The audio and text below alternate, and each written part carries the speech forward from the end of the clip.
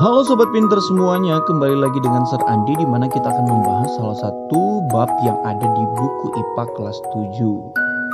Oke, kalau sudah kita mempersiapkan segala sesuatu, mari kita mulai belajar dan membahas lebih dalam lagi.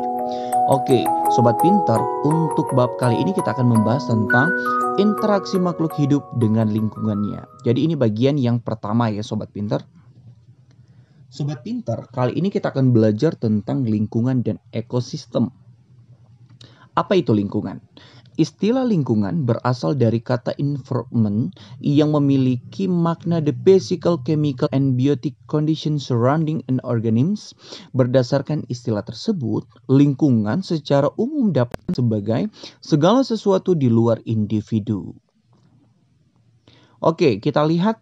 Di sini ada gambar yang disajikan, ada gambar manusia, tumbuhan, dan beberapa jenis hewan. Ada yang bisa terbang, ada yang berenang, ada pun yang melompat, dan ada yang di darat.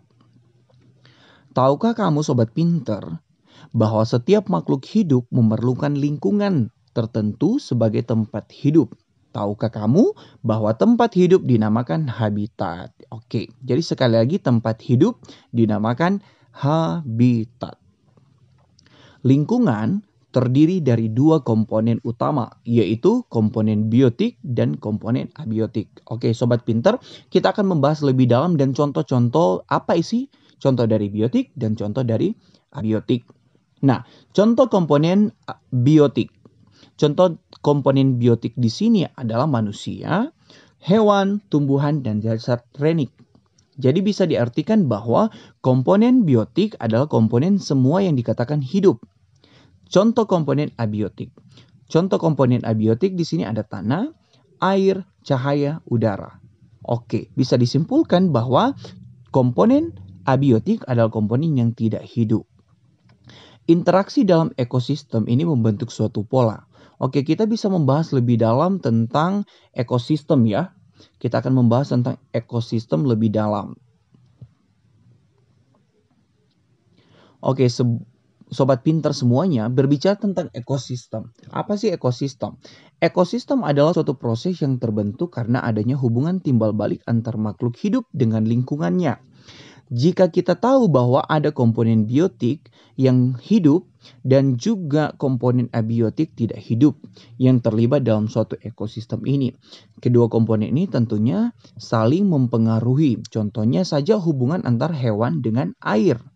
Ya, kita tahu bahwa semua hewan itu memerlukan air.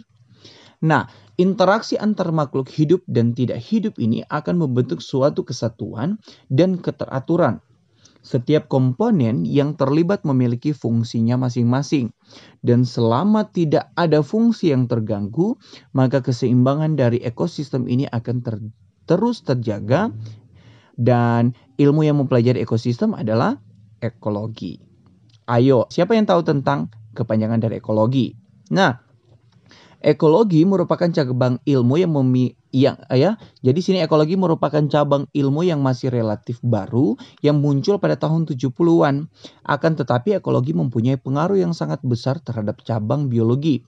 Ekologi mempelajari bagaimana makhluk hidup dapat mempertahankan kehidupannya dengan mengadakan hubungan antar makhluk hidup dan dengan benda tak hidup di dalam tempat hidupnya atau di lingkungannya.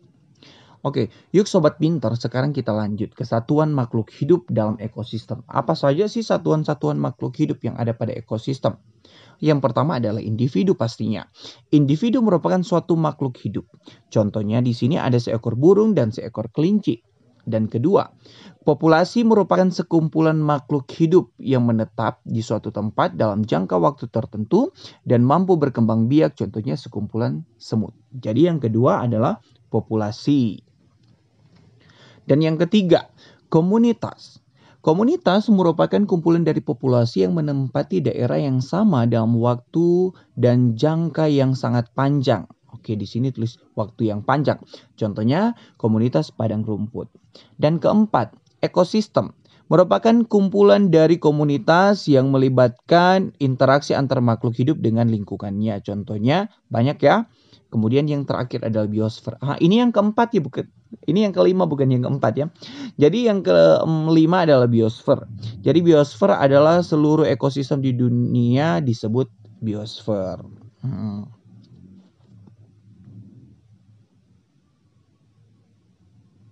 Oke, nah sobat pintar, saat ini kalian sudah tahu satuan makhluk hidup dalam sebuah ekosistem. Oke, nanti untuk pembahasan selanjutnya kita akan membahas di part yang kedua. Thank you.